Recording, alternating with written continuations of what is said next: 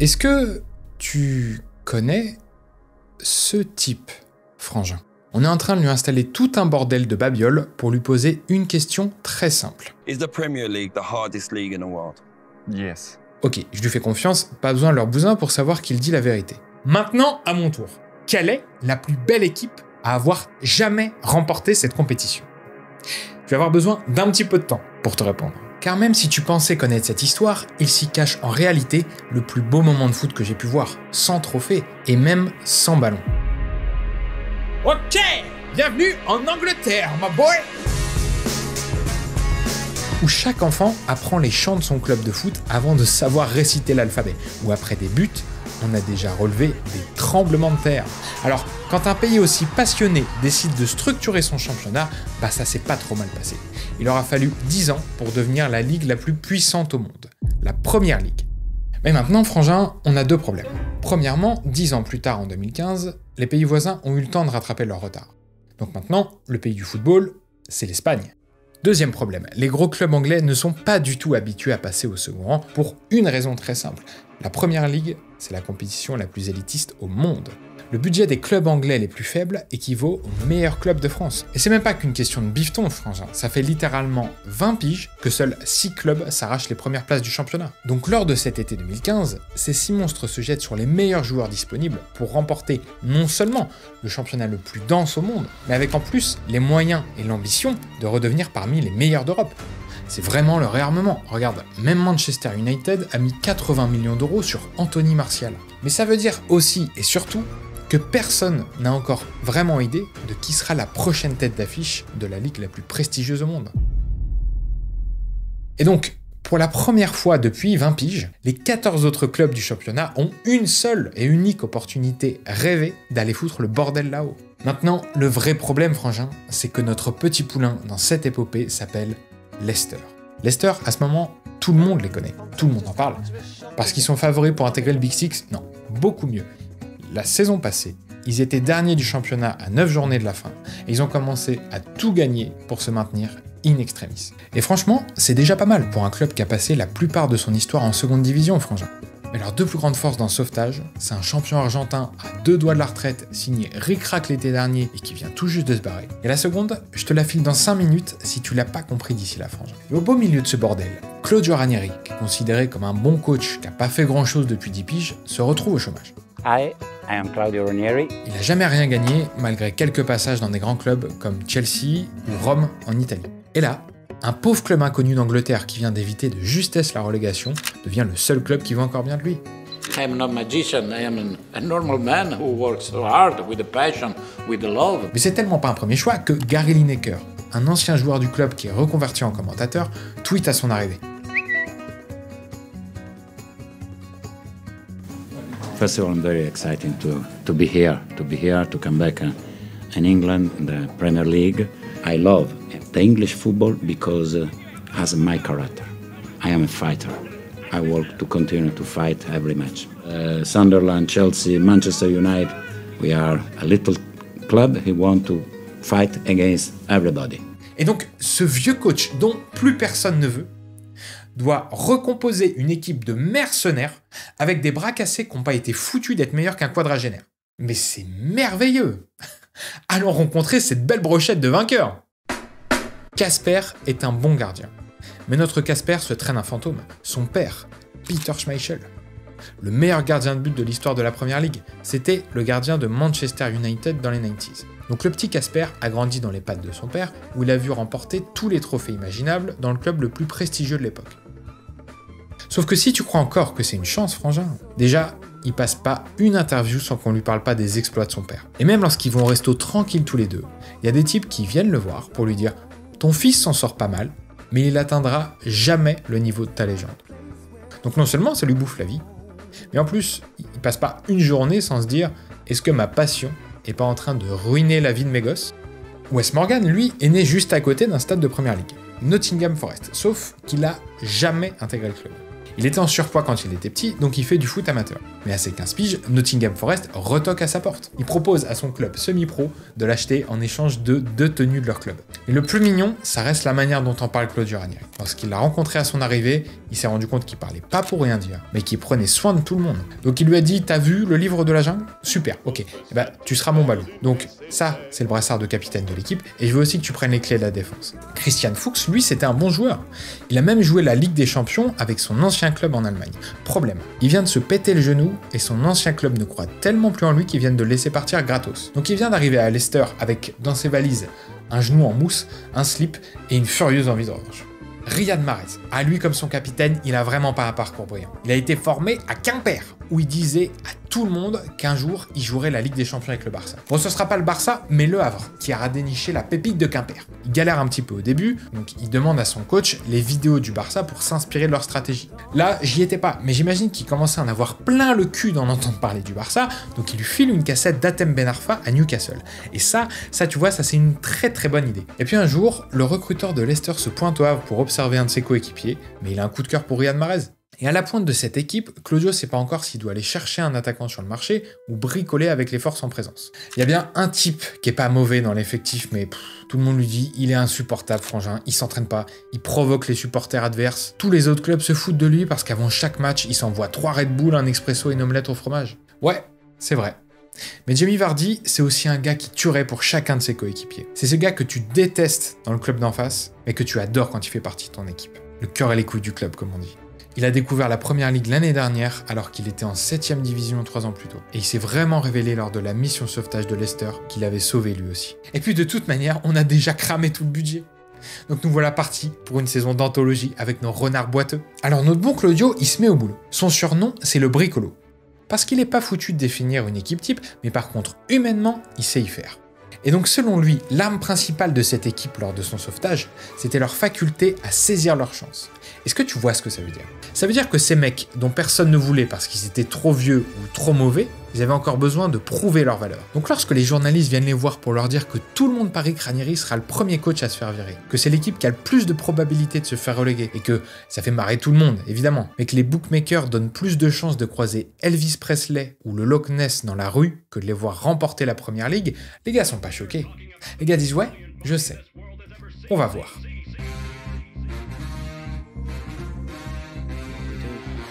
Brighton. Purposeful, little lay back. Morris 2-0.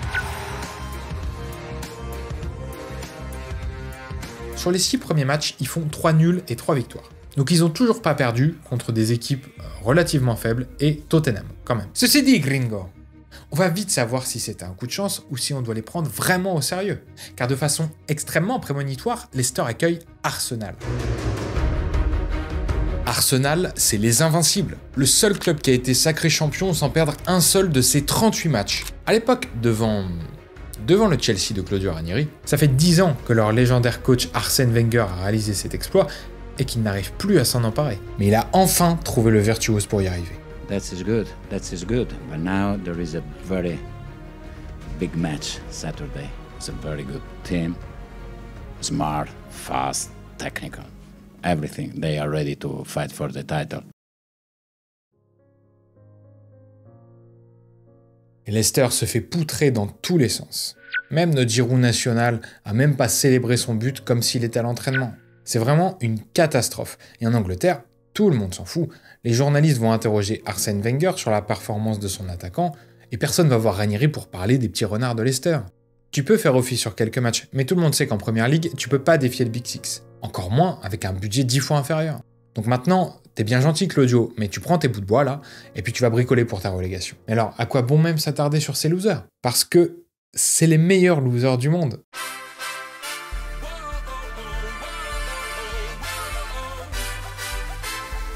Parce que ça a pas dû faire plaisir à Mahrez au début, mais on n'est pas le Barça, et c'est pas grave. Donc on va pas se prendre pour ce qu'on n'est pas, on va jouer comme on joue, avec ce qu'on sait faire. Donc Ranieri s'est mis à bricoler une composition que plus personne jouait en Angleterre. Il a pris ses rejetons, il leur a dit « Maintenant, on va jouer à ma manière. Maintenant, on va jouer à l'italienne. » For me, it's important. You have to play 100%. The performance must be fantastic. Then the result, it doesn't matter, because if the others is better than you you make only to congratulate with them. Vous allez presque pas toucher la balle, et c'est tant mieux, on n'en a pas besoin. De toute façon, je suis pas sûr qu'on ait les compétences pour la garder longtemps, franchement. Mais par contre, quand on l'a, on joue à la vitesse de la lumière. Il a pris Casper et lui a dit « Viens, on arrête de réfléchir 2 minutes au nom qu'il y a derrière ton maillot, et on commence à jouer pour celui qui est devant. » Et Kasper Schmeichel est devenu un des meilleurs gardiens de la ligue. Il a pris Balou en défense et il lui a dit « Ouais, toi et ton pote, vous n'êtes pas des fusées, frérot. Mais par contre, quand vous vous concentrez à juste défendre, Kasper, il devient vachement confiant. » Il allait voir Mahrez, il lui a dit « Franchement, quand t'as la balle dans les pieds, frangin, c'est fou ce que tu fais. Donc, cours et dribble et fais-toi confiance. » Bref, tout ça veut dire quoi? Ça veut dire que cette composition, elle peut marcher qu'avec une équipe de mort de faim. Parce que l'objectif, c'est de presser toute l'équipe adverse. Et quand on récupère la balle, on balance un pétard devant en espérant que nos attaquants en fassent quelque chose. Et donc nos renards se mettent à courir comme des dératés. Ils font tout ce que les autres font pas parce que les gros clubs se disent sans doute qu'ils ont assez de capacité technique pour s'éviter ça. Et pourtant, ça cartonne. I told to them, it's not important the result. It's important your attitude. If your attitude is not 100%, I get crazy. Yeah, I change my face. You look at me smiling, but be careful. Ils ont la 3e pire possession de la ligue. Mais ils sont pour autant 3e en but marqué. Quelqu'un a dit qu'on savait saisir nos chances, non? Et la 3e stat, c'est ma préférée. L'attaque cartonne, mais on n'arrive pas à passer un match sans prendre de but. Donc tiens, question, t'es italien, t'es coach, comment est-ce que tu motives tes troupes? Always we consider goal. I said, it's not possible. Come on, man. I offer a pizza. Do you want pizza? I offer pizza. He said, okay, now you have to do the pizza. Come on, show me. They start to joke. It was a great day. C'est bien mignon tout ça, mais comment c'est possible qu'une équipe qui était presque pas foutue de se maintenir l'année précédente arrive d'un coup à gagner avec un jeu aussi bizarre? Tu te rappelles de Christian Fuchs, l'arrière gauche avec son genou en mousse? Eh bah, il fait des miracles à côté de Balou, et sa réponse à lui, c'est celle-là. Or a group of rejects, players who were coming to the end of their careers and some youngsters who wanted to make a name for themselves. It sounds like a solid mid-table team. But there was great energy, great harmony within the group. Ok Christian, bon écoute, j'ai bien compris que vous aviez la dalle. Mais évidemment, il parle aussi de l'impact de Ranieri. I think what made him special was that he was caring about the players, and that's something you either have as a manager or you don't, and it's a big key to success. Alors, est-ce que je suis en train de te dire que dans le football moderne, aussi contrôlé, une joyeuse bande de zigotos a commencé à défier le Big Six parce que du jour au lendemain, ils sont tous devenus poteaux? Pas moi qui l'ai dit. Mais lorsqu'ils ont commencé à tout gagner, même le jardinier s'est senti pousser des ailes. Qu'est-ce que tu veux de plus? Ok, j'ai ce que tu veux de plus. Le 28 novembre, Leicester n'a toujours pas perdu depuis la rencontre face à Arsenal. Et cette fois, ils accueillent Manchester United. Lors de cette rencontre, notre cher Jamie Vardy met son 11e but en championnat d'affilée. C'est un record de dingue, qui était auparavant détenu par Ruud van Nistelrooy, un attaquant de Manchester United. Et le souvenir qu'il en a, qui lui donne des frissons encore aujourd'hui, c'est ni le record, ou même que ce soit face à Manchester, c'est qu'il a le sentiment que tous ses coéquipiers avaient encore plus envie que lui qu'il y arrive. Car même dans cette équipe maudite, Vardy est celui qui a le plus à prouver. Parce que son histoire est tellement chaotique qu'elle donne la hargne à chaque joueur de se battre pour son coéquipier. Son père a abandonné sa mère quand il était enfant. Donc il grandit seul dans les tribunes de son stade, où il découvre sa passion pour le foot, et surtout pour l'alcool. Donc non seulement il n'est pas assez bon pour intégrer une académie prestigieuse, mais à 20 ans, il joue au foot dans l'équipe du pub du coin. Et 3 ans plus tard, pendant qu'au même âge, Karim Benzema signe au Real Madrid, lui signe son contrat d'ouvrier à l'usine. Alors, bien sûr, il a essayé l'université, l'armée, mais il a été rejeté de partout. Et un soir, alors qu'il est avec des potes au pub, il provoque une énorme baston. 2 mecs se moquaient d'un ami à lui qui est handicapé. Mais la police veut rien savoir. Alors il se retrouve avec un bracelet électronique et assigné à résidence. Ce qui veut dire qu'il doit être chez lui tous les soirs à 18h, sinon les flics viennent le chercher. Les matchs à l'extérieur deviennent vraiment compliqués. Son coach doit le sortir à la 60e minute du match pour qu'il ait le temps de rentrer chez lui à l'heure pour la visite des flics. Je ne sais pas si c'est cet événement qui changera sa vie, mais son talent commence à éclater au point où tout le monde se rend bien compte qu'il a rien à faire ici. Un premier club le repère et c'est finalement Leicester qui lui a permis de sortir de ce quotidien pourri. Alors j'aimerais te dire que c'était une évidence, qu'il est devenu génial, mais les séquelles d'une enfance pareille semblent un poil plus complexes. La transition à Leicester est catastrophique. Il s'enferme dans une dépression, replonge dans l'alcool et songe à tout quitter. Mais d'un seul coup, son problème voire peut-être sa solution si tu y réfléchis bien. C'est que sa femme est enceinte de son 2e enfant. Alors, le soir de trop où elle le retrouve inanimé dans un pub, elle lui dit « Je vais pas ramener un autre enfant dans ton monde de malade. Des gens mourraient pour être à ta place. Donc tu dois faire quelque chose de ta vie, avec ou sans moi. Mais va pas gâcher tout ça. »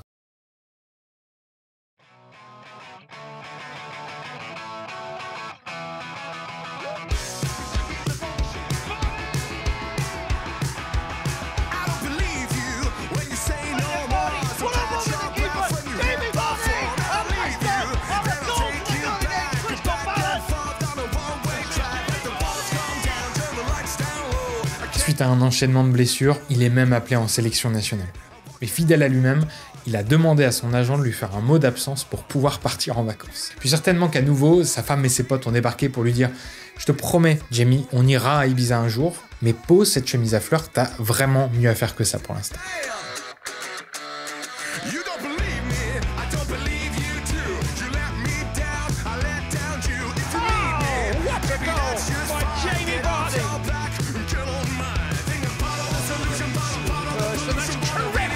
Et d'un seul coup, le souci de Jamie, c'était plus l'alcool. C'était que s'entraîner avec les meilleurs, ça lui a donné envie d'en faire partie.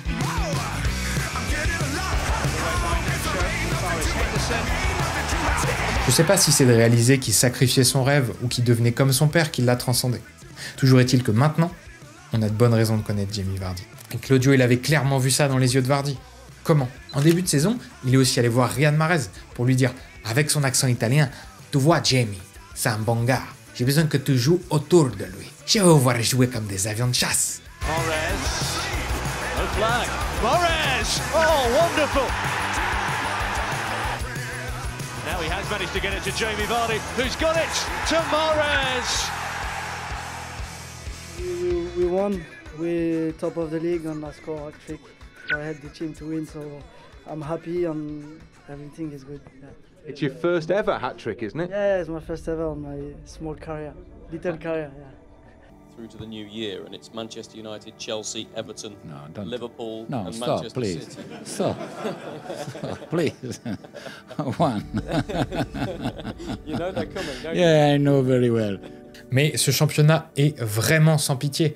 2 semaines après avoir arraché le nul contre Manchester United, ce sont les Blues de Chelsea qui se présentent avec leur armada à Leicester. Mais cette fois-ci, quelque chose a changé, frangin. Les 11 hommes sur le terrain n'ont plus rien à voir avec ceux qui ont pris 5 buts contre Arsenal il y a seulement 2 mois, parce qu'ils n'ont pas perdu un seul match depuis. Et s'il leur manquait encore un peu de courage, voilà l'information qui va finir de les convaincre. Au début de la saison, Eden Hazard, la star de Chelsea, était autant valorisé que tout l'effectif de Leicester. Pas les 11 joueurs sur le terrain, tout l'effectif du club. Cette fois-ci, ni l'ombre du champion en titre, ni le charisme de leur coach José Mourinho, ni même l'impressionnante composition de mes Blues favoris ne viendront faire douter les hommes de Ranieri. La défaite est tellement dure que José Mourinho sera renvoyé après ce match. Et surtout, mieux encore, Gary Lineker, l'ancien joueur reconverti journaliste, il tweet à nouveau.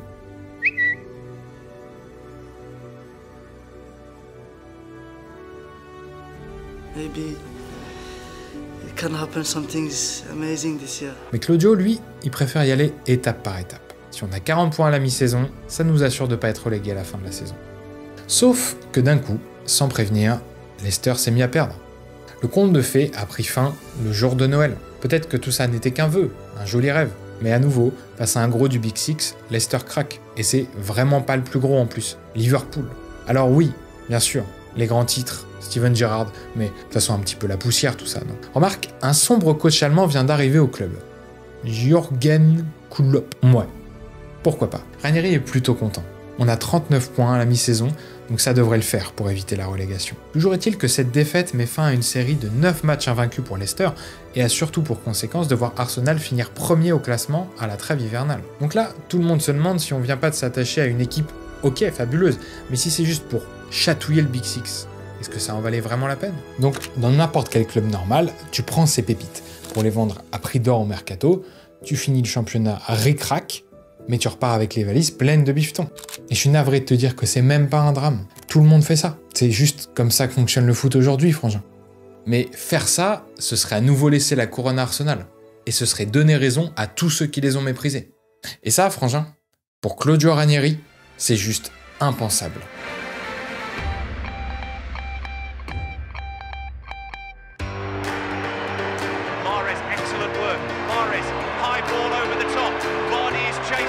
Thinks about the shot first time. Oh, what a goal! That is... Si t'écarquilles bien tes petites mirettes, dans les tribunes ce jour-là, tu peux voir un scénariste américain. Il est venu prendre des notes sur la saison de Jamie Vardy pour faire un film. Mais moi, je peux pas m'empêcher de penser que ce qui a motivé Jamie ce jour-là, c'est qu'il était pote avec le jardinier qui a conçu cette merveilleuse pelouse.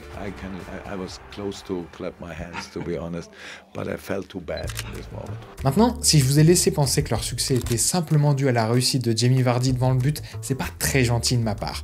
Ok, mais je vais me rattraper. Ok, à ton avis, est-ce qu'ils ont profité de leur excellent début de saison pour aller chercher un joueur en vue que tout le monde veut au mercato? Tu connais bien mon Claudio maintenant. C'est tellement mieux avec un joueur dont personne ne veut. Le recruteur s'est rappelé de ses bons souvenirs en Normandie et il a justement passé l'été dernier à Caen pour aller choper un milieu ni bien gaillard ni bien vocal. Il est petit, il est gentil.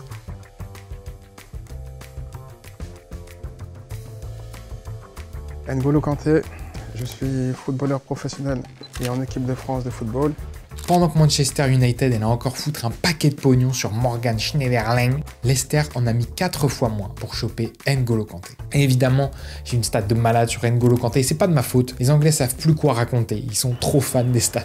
For the tackle is the first in the 5 first league. Is the first. For recovering balls is the second. That's it, Kanté. Parce que l'essence du jeu de Ranieri, c'est d'être capable de récupérer la balle pour la projeter à la vitesse de la lumière à l'avant. Et les mecs ont mis la main sur N'Golo fucking Kanté.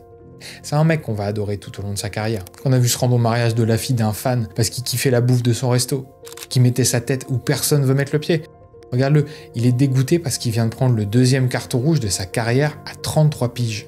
Mais c'est avant tout un type qui a beaucoup travaillé pour amener la Coupe du Monde en France, mais qui était trop timide pour faire les photos de la célébration. Parce que ce qu'on voit là, c'est Steven Nzonzi qui a demandé au photographe de proposer à Kanté de faire une photo. Parce qu'il osait pas demander, mais qu'il voulait quand même un souvenir. Et malgré tout ça, malgré un nul et 4 victoires à la reprise dans des matchs contre notamment le Big Six, Leicester s'est à nouveau rendu à Londres pour affronter Arsenal, et à nouveau, ils se sont fait poutrer. Cette fois, pas 5-2, dans un match catastrophique. 2-1. Un beau 2-1, qui était même 1-0 pour eux, jusqu'à ce qu'ils prennent un carton rouge qui les réduise à 10, qu'Arsenal égalise, et que, malgré un arrêt prodigieux de Schmeichel, un remplaçant qui n'avait pas joué depuis 1 an délivre Arsenal sur la dernière action du match. Alors soit tu peux te dire, on n'est pas passé loin, on joue des coudes avec notre rival. Soit tu peux te dire aussi que c'était une victoire très précieuse que tu viens de laisser s'échapper parce que tu as perdu tes nerfs. Et ça, c'est pas du tout ce qu'on attend d'un champion. Après, on l'a dit, ces mecs, ils ont jamais joué le titre. Il y a à peine 3 ans, personne voulait d'eux, et ils jouaient quand même au foot juste parce qu'ils adoraient ça. C'est quoi une défaite contre Arsenal quand on t'a licencié pour manque d'ambition? Quand tous les jours, on te dit que tu seras jamais aussi bon que ton père, que tu pourras jamais être pro parce que t'es trop gros, que si tu continues comme ça, tu verras plus tes enfants. Donc ils ont ce qu'il faut de motivation. Ils savent très bien que si tu veux te battre avec les lions, il faut être prêt à se faire mordre. Et de toute manière, ils sont tellement forts que dans à peine 3 mois, les meilleurs recruteurs européens vont venir se battre pour dépouiller Ranieri de ses joueurs préférés. Donc 2 choses, c'est très certainement la plus grosse bataille de toute leur vie, et surtout, leurs dernières occasions de se battre tous ensemble. Mais la bonne nouvelle, c'est qu'ils se sont battus tellement fort qu'apparemment, ce ne sont plus les seules personnes à croire en eux. This is dangerous. Mahrez has got support from Albrighton. Albrighton gets his boys alone. Vardy, It was amazing, and our fans are our stamina, our vitamin, because we are trying to enjoy them. We'd like to thank you very much for all that you've done for the Leicester City Football Club since you came. Perfect manager, came in, took the underdogs to the champion. We love you here in Leicester. You're in our hearts, deep down. And we're all very proud and we're all rooting for you and hope you manage to do it. I make this job because I'm very, very happy when the other people or the fans are happy. That's all my sacrifice is this, and I love this.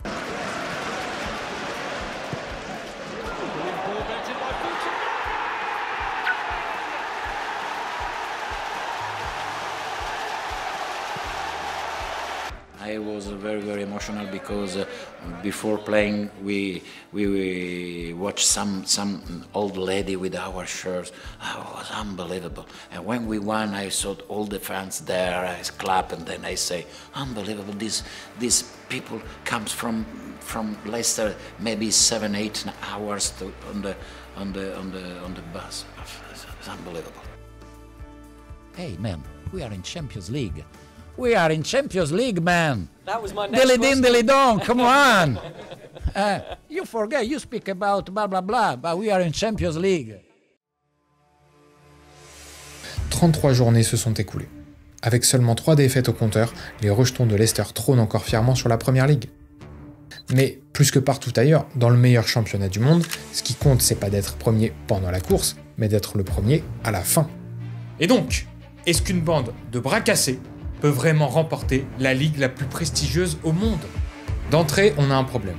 Arsenal et Chelsea sont sortis de course, mais le dernier club qui rivalise encore avec nos renards au championnat, c'est Tottenham. Le dernier représentant du Big Six, celui dont je t'ai même pas parlé. Je te le dis, ce championnat il te laisse jamais tranquille. Sans parler de titres ou d'exploits, puisqu'ils n'en ont pas, Harry Kane, la star de Tottenham, tweet à son tour. Peut-être pas de prestige, mais eux aussi, ils ont les crocs. Désormais, la question est sur toutes les lèvres. 1 an plus tard, tout le monde parle à nouveau de Leicester. 1 an plus tard, ils refusent encore de perdre. Mais sauf que maintenant, t'es plus la belle histoire si t'évites encore de perdre. Maintenant que t'as montré à tout le monde que tu pouvais gagner, il va peut-être falloir qu'on aille au bout. Parce que si on perd ici, ce serait déjà sympa, c'est vrai, ce serait sympa. Mais dis-moi Frangin, après tout ce qu'on a traversé ensemble, tu vas vraiment te contenter d'être sympa? Ou tu veux rentrer dans la légende?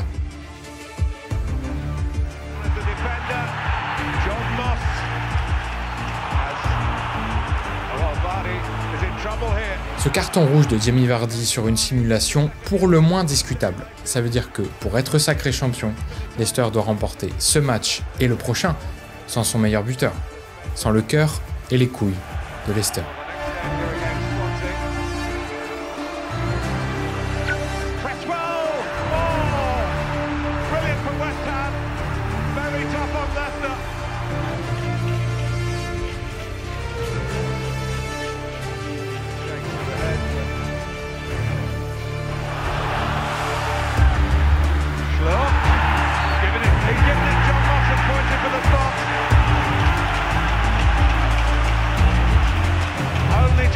The penalty area, but the pressure has paid. So Leo Ulloa scored a vital goal here, beat Norwich City recently, virtually the last kick of the game.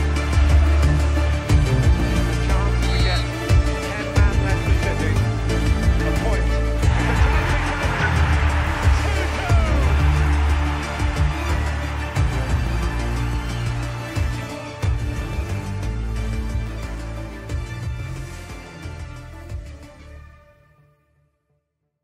Nous y voilà, messieurs, dames. Le dernier rempart. Manchester United, le père de Casper, Anthony Martial, le prestigieux passé, toutes ces choses que le club prend beaucoup plus au sérieux que moi. Pourquoi? Parce que la gloire à Manchester, elle a changé de camp. Et ça les amuse pas du tout. Donc c'est pas une menace directe contre Leicester, mais disons que s'ils peuvent finir devant Manchester City, ils vont pas épargner les petits renards de Leicester. Nous, tout ce qu'on veut, c'est de quoi qu'il arrive, surtout pas perdre ce match, pour peut-être avoir une seule et unique chance d'être sacré champion au match suivant.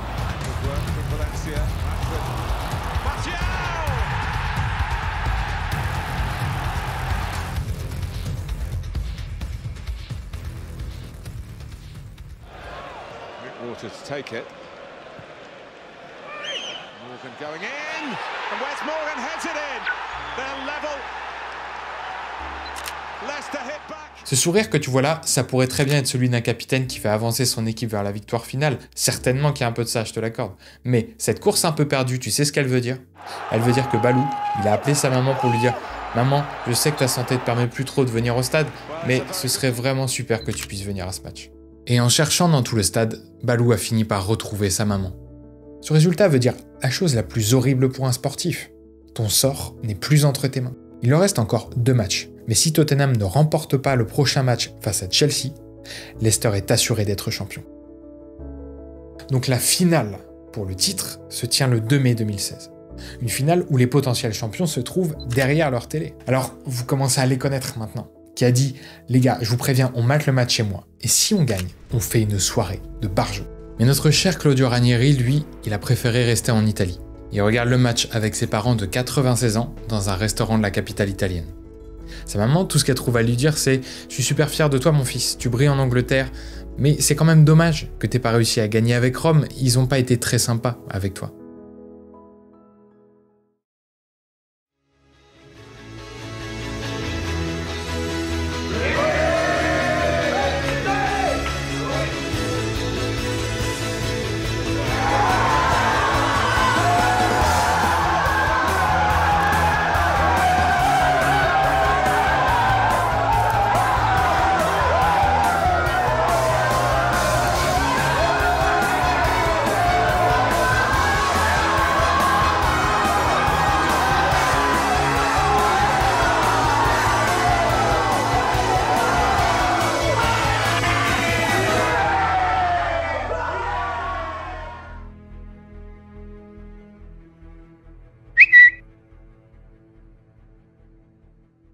Here we go again, new season, new titles, new managers, new signings, but apart from that, nothing much has really changed. Après une soirée d'anthologie, nos rejetons auront l'occasion de jouer un dernier match devant leur public, puis d'aller obtenir un dernier nul à Chelsea en les remerciant gentiment au passage. Et bien sûr, on a tenté d'analyser ce qui faisait le succès de cette équipe, comprendre la recette magique de Ranieri. On avait déjà interrogé les 20 années précédentes pour expliquer ses échecs. Cette fois-ci, bien sûr, on lui a pas reproché. Eh bien, Ranieri a dit deux choses très importantes. Positivity, the staff, of course, all my players, they fight so hard, and the fans, all Leicester, all the community, they were amazing. I want to say the best player was a team. The team spirit was the best player.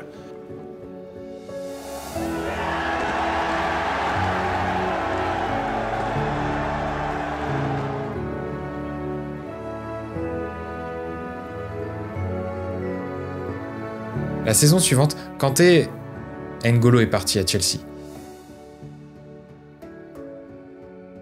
Puis Mahrez à City, et Ranieri s'est à nouveau fait virer. Mais je crois pas que ce soit si grave. Il est retourné en Italie et a trouvé d'autres belles histoires à écrire sur le football. I continued my job because it's important for me the emotion. When I finish the emotion, I finished my career. But until my emotion is so high, it's okay. Mais si on devait choisir le moment le plus marquant de sa carrière alors qu'il était à nouveau au chômage, c'est sans doute pas un titre. En tout cas, mon préféré, c'est celui-là.